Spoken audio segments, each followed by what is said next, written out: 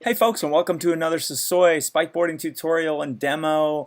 Just going to show you a little bit of what we're going to do today. We're actually going to work on some uphill and downhill, but right here you're going to really see how you can do a great deal of work without kicking so much. And what you're really seeing there is what's known as spike basing.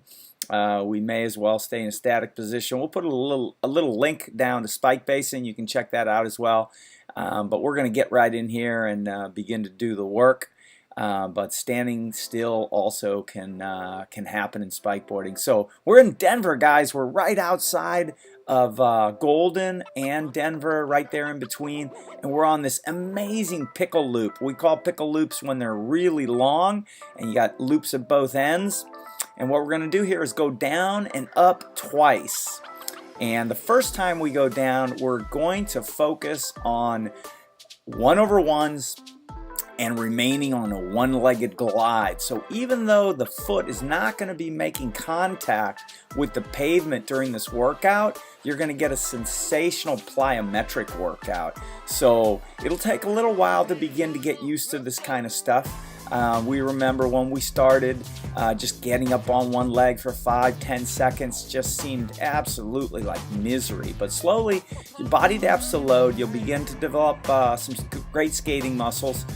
And if you are a hockey skater or a figure skater or a speed skater, the sport is going to be very delightful for you because you'll be able to engage your core as well as your skating technique. And of course, if you're a skier, you'll be able to do a lot of cross training with functional strength combined with balance, bilateral balance, whether you're a telemark skier or an alpine, downhill alpine skier or giant slalom skier or cross-country classic or skate. The sport's absolutely divine. It's very accessible. It's very casual. So notice how the athlete is using a skateboard spike. That's what's known as a skateboard spike.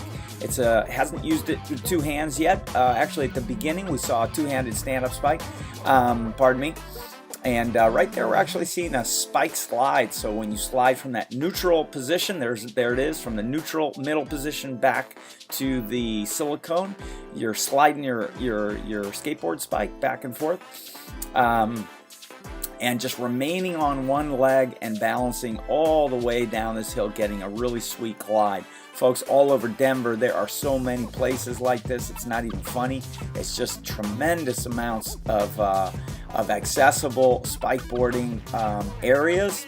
And of course, you could be out here roller skiing as well. A little more dynamic, a little more of a challenge, a little less casual, and we might say that spikeboarding is a heck of a lot more fun. But here we come all the way down to the bottom. We're just going to flip around a little U-turn, and now we're going to do a different kind of work, less of a plyometric and more of a kinetic output. We're going to go ahead and summit this long pickle loop again, up, and we're going to do it in 1/2. So the athlete's going to switch the spike from arm to arm, and they're also going to switch their stance. So your power is always going to come out of that front side. So notice how that right foot is in the front for the athlete. And of course, that's the side the spike is on. And pay close attention to everything else that's happening, beginning with the arms. Notice how that arm's just staying at 90 degrees. Very similar to a cross-country skier. You do not get much power out of arm muscles. You get power out of lat, and you get power out of core. And always on that front side. See how every time the athlete switches, also the front foot goes back and the back foot goes forward, and there's a stance change. And that ambipedal skill set will come to you faster than you might imagine, especially if you start doing uphill work. It's a delicious physical literacy to acquire, and God knows what it does to your brain. We haven't the slightest idea because nobody studied it yet. So human performance PhDs out there, hey, look us up. We'd be happy to give you consulting, get your athletes going, and you can begin study on this new human propulsion.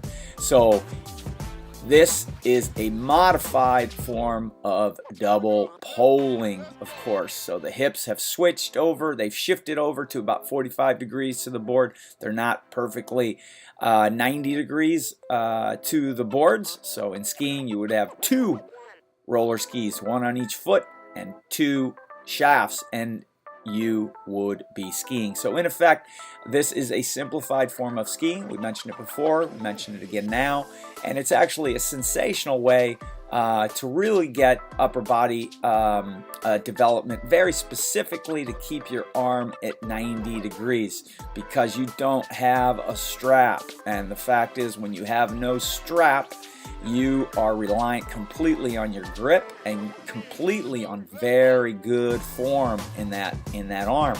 If you start stretching out that arm without a strap, man, you lose power. Toot sweet.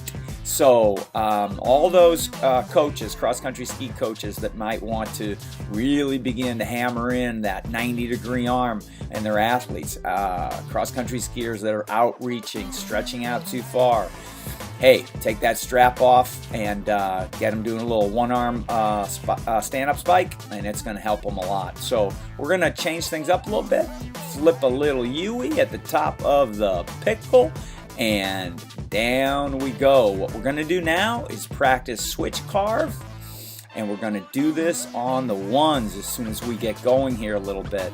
So bang, bang, bang, and bang all the way down, nice and steady. So this is not a beginner maneuver. Do not start doing this at this speed. Everything, I'm going to repeat this, guys, everything in spikeboarding begins with how slow can you go?